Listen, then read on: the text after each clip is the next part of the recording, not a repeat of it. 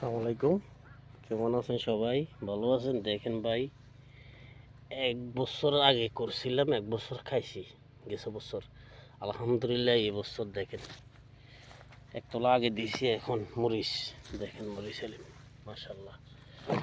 দেখেন মরিচ সেলিম মাশাল্লাহ, সব মরিচ দেখেন, মরিচ মরিচ হ্যাঁ দেখেন মাশাল্লাহ। দিল্লি দেশে যেটা করি দেখেন,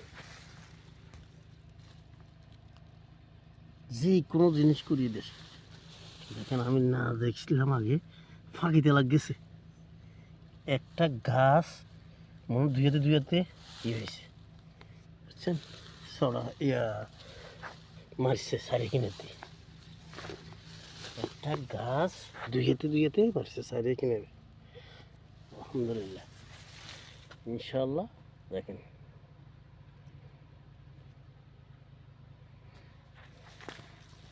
মাশাল্লাহ দিলে দেখেন, মাশাল্লাহ দিলে দেখছেন মরিচ আর মরিচ মাশাল্লাহ। সবাই মাশাল্লাহ বলবেন। দেখি এলো বসন্ত ডাকে পাখি, কি করে মনটা ধরে রাখি, একাকী দিন চলে যায় মন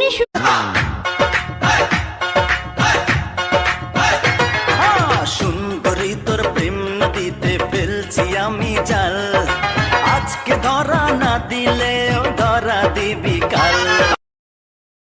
মাশাআল্লাহ, আমি ধন্যবাদ জানাই টিকটক কোম্পানিকে এত সুন্দর একটা ফিল্টার দেওয়ার জন্য।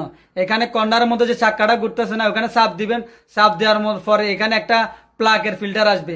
এখানে আপনার মন মতো যার ছবি বসানোর দরকার আপনি বসাতে পারবেন।